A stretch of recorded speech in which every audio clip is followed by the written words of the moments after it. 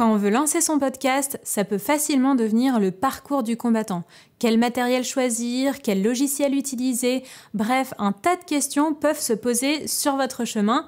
Donc, je vous propose dans cette vidéo de vous énoncer les étapes pour créer votre podcast. Alors si ça vous intéresse, restez avec moi. Bonjour à tous, ici Fleur l'Éveillée et bienvenue sur ma chaîne. Avant de commencer, si le contenu vous plaît, pensez à vous abonner à la chaîne et à mettre un petit pouce en l'air, c'est le meilleur moyen de me soutenir. Alors aujourd'hui, j'avais envie de parler des étapes qui vont vous permettre de créer votre podcast. Comme vous le savez peut-être, il y a déjà quelques temps, j'ai créé mon propre podcast qui s'appelle le podcast des héros, où j'interviewe des entrepreneurs à succès afin qu'ils nous divulguent tous leurs secrets d'entrepreneurs. Et quand j'ai créé ce podcast, je me suis rendu compte qu'il y avait un tas de questions qui sont apparues alors que je m'y attendais pas. Et surtout, il y a plein d'outils que je ne connaissais pas. Et ça a été assez fastidieux et long. J'ai passé des tonnes d'heures et mon mari avec moi à essayer de chercher les outils qui nous manquaient pour pouvoir créer ces fameux podcasts. Alors je me suis dit que j'allais vous faire cette vidéo pour vous faire gagner du temps si vous aussi vous voulez créer votre podcast. Déjà, la première des choses avant même de créer votre podcast, c'est de déterminer le sujet.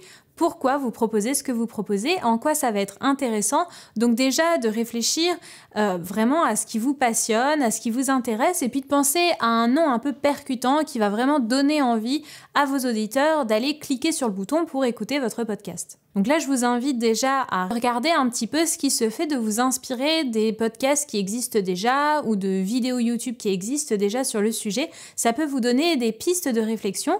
Le fait de créer une histoire, de créer un contexte, d'avoir vraiment établi votre sujet, c'est ce qui va donner envie aux gens d'aller écouter vos podcasts. Donc c'est hyper important de faire comme une petite étude de marché, de voir déjà ce qui fonctionne et puis ce qui vous plaît à vous, parce que mine de rien, si vous proposez juste un podcast, c'est clair que ça ne marchera pas. Vous n'arriverez pas à vous faire connaître à partir d'un seul podcast. C'est par la régularité que vous allez pouvoir créer une chaîne de podcasts qui va vraiment fonctionner. Donc essayez de trouver un sujet suffisamment vaste pour savoir que vous allez pouvoir parler de plein de sujets différents et que ça va toujours vous intéresser. Ensuite, une fois que vous avez décidé quel va être votre sujet et le nom que vous allez donner à votre podcast, la deuxième des choses à faire, c'est d'avoir du matériel, en tout cas de vous équiper un minimum. Alors, vous pouvez choisir les options gratuites, c'est-à-dire utiliser votre dictaphone sur votre téléphone. Vous pouvez aussi, si vous faites des interviews, utiliser des écouteurs filaires. Surtout, n'utilisez pas d'AirPods ni de casque Bluetooth parce que là, clairement, le son sera vraiment nettement moins bon. Maintenant, si vous avez un peu de budget, je vous invite vraiment à investir dans du matériel.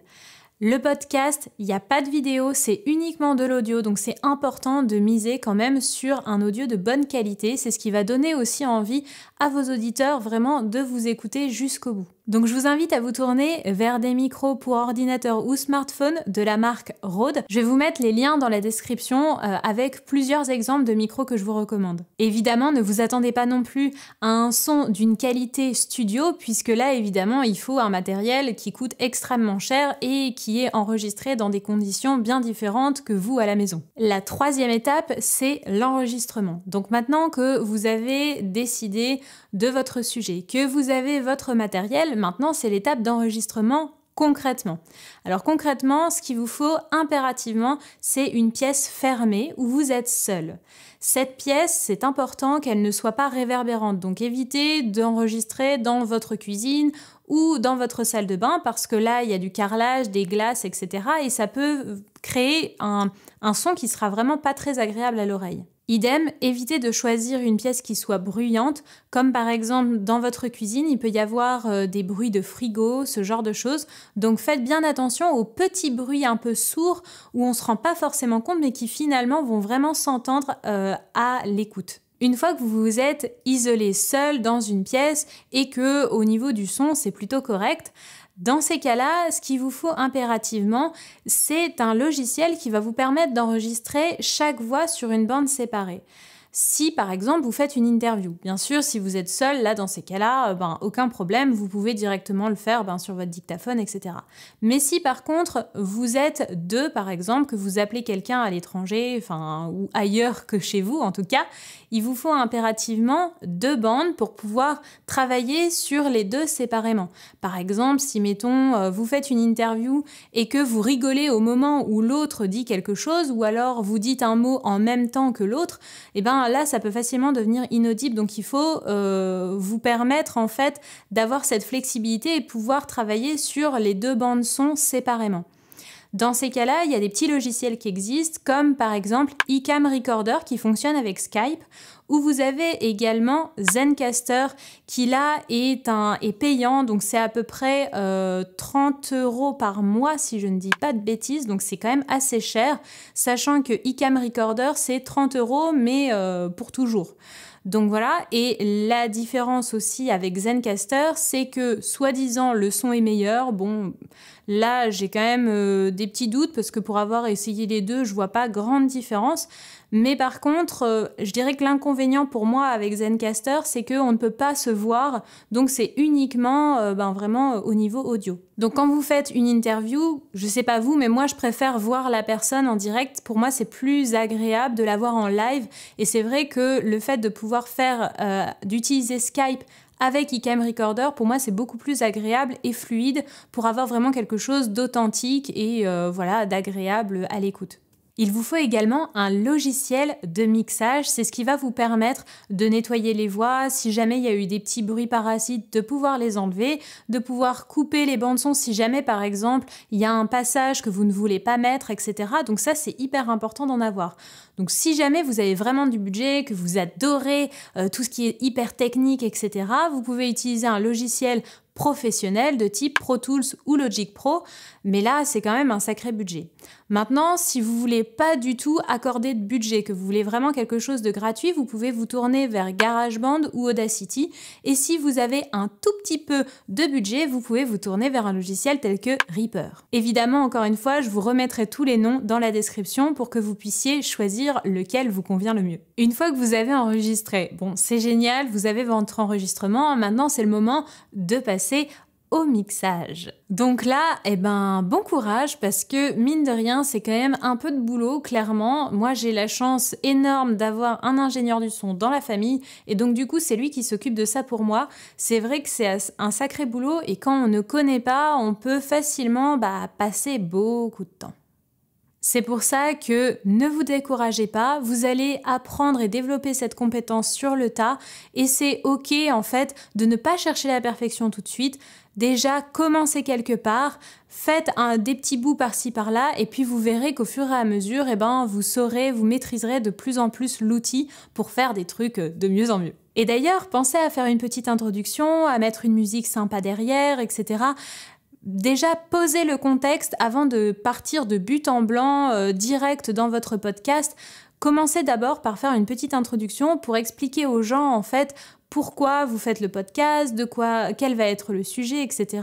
Ça, c'est important de poser le cadre. Contrairement à une vidéo YouTube où il faut que ça aille vite parce que les gens ne vont pas regarder très longtemps une vidéo YouTube, un podcast par contre, ça peut être beaucoup plus long parce que généralement les personnes vont le télécharger, ils vont l'écouter chez eux le soir avant de se coucher ou alors dans leur voiture quand ils font un long trajet et du coup vous pouvez vous permettre d'avoir un podcast qui va durer plutôt 45 minutes voire même 1h15. Une fois que vous avez fait le mixage, maintenant il vous faut trouver un hébergeur. Alors je sais encore un mot compliqué mais en fait, c'est assez simple. C'est juste que vous ne pouvez pas, une fois que vous avez votre enregistrement monté, etc., vous ne pouvez pas le mettre directement sur SoundCloud, Deezer, Spotify, Apple Podcast, etc.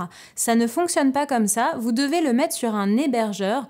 Et cet hébergeur va permettre en fait après de publier sur ces différentes plateformes. Donc là pour ça, il y a plein de plateformes qui existent différentes. Il y en a des gratuites, il y en a des payantes. Moi, pour ma part, je suis sur Buzzsprout. Je vous mettrai également le lien dans la description. Vous avez également Podbean et plein d'autres plateformes qui sont payantes. Pour ma part, Buzzsprout, je ne sais plus précisément combien je paye. Il me semble que c'est dans les alentours de 10 € par mois à peu près. C'est généralement à peu près ce prix-là. Si maintenant vous voulez quelque chose de gratuit, vous avez la plateforme Encore qui existe aussi. Je vous mettrai également le lien dans la description. Alors, je ne saurais pas vous dire précisément quelles sont les grandes différences entre ces différentes plateformes. Ce que j'ai compris, c'est qu'en tout cas, bon, clairement, si vous payez, il y a de fortes chances que votre podcast soit beaucoup plus visible. Chaque hébergeur a sa manière de comptabiliser aussi les vues sur votre podcast. Par exemple, il y en a qui vont comptabiliser une vue par utilisateur et d'autres, ça va vraiment être par vue. Donc, même si un utilisateur écoute plusieurs fois votre podcast, il sera comptabilisé à chaque fois. Et ça joue beaucoup sur la visibilité de votre podcast. D'où l'intérêt aussi de passer par un hébergeur payant. Alors attention, petite subtilité quand même, il y a un truc à savoir. Si demain vous passez par Buzzsprout ou Podbean, etc. et que vous arrêtez de payer, vos podcasts sont supprimés de toutes les plateformes. Donc ça, c'est quand même bon à savoir parce que je ne le savais pas et je l'ai appris en me renseignant vraiment et en creusant le sujet. Par contre, si maintenant vous décidez de changer d'hébergeur, que vous ne voulez plus être sur Buzzsprout et que vous voulez passer sur Encore ou Podbean, etc., là, dans ces cas-là, vous ne perdez pas vos podcasts. Mais par contre, il faut bien vous assurer que vous payez tous les mois parce que si vous arrêtez de payer la plateforme sur laquelle sont hébergés vos podcasts, tout sera supprimé. C'est quand même un gros inconvénient, faut le dire, il faut quand même le savoir et y penser, donc c'est pour ça que je vous le dis. Enfin, ça y est, vous avez trouvé votre hébergeur, tout va bien, etc. Maintenant, c'est le moment de le diffuser. Alors, vous avez déjà peut-être remarqué que sur les réseaux sociaux, notamment sur Instagram, en story, vous avez des super jolis visuels avec une onde sonore en story. Et moi, j'ai passé des jours à chercher comment ces gens faisaient. Et en fait, c'est tout simple, mais il faut le savoir. Donc en fait, il existe un logiciel tout simple qui s'appelle Headliner que vous pouvez utiliser sur votre ordinateur ou sur votre téléphone. C'est gratuit, c'est tout simple. Mais quand vous ne connaissez pas le bon nom à taper sur les réseaux sociaux, sur Google, sur YouTube ou quoi que ce soit, en fait, vous ne le trouvez jamais. Voilà, donc encore une fois, Headliner, je vais vous le mettre dans la description, comme ça vous aurez tout à disposition. Et puis maintenant, vous voilà fin prêt pour lancer votre premier podcast. Alors pour résumer, il vous faut déjà le sujet avec un nom, du matériel, donc un micro et un logiciel de mixage. Ensuite, vous pouvez enregistrer, pensez bien à vous mettre dans une pièce seule qui ne soit pas réverbérante. Et si vous faites des interviews, pensez bien à avoir un logiciel qui vous permette d'enregistrer les voix sur des bandes séparées. Ensuite, c'est le moment de faire le mixage des voix pour ensuite pouvoir l'héberger sur une plateforme. Et enfin, vous pouvez le partager. Voilà, on arrive au terme de cette vidéo. J'espère qu'elle vous sera utile et qu'elle vous fera gagner un temps précieux, contrairement à moi qui ai passé des jours et des jours à chercher tout ce que je vous ai détaillé dans cette vidéo. J'ai très envie de savoir si vous utilisez d'autres outils, si vous avez lancé votre podcast d'ores et déjà et que vous avez aussi une expérience, j'ai bien envie d'avoir votre retour.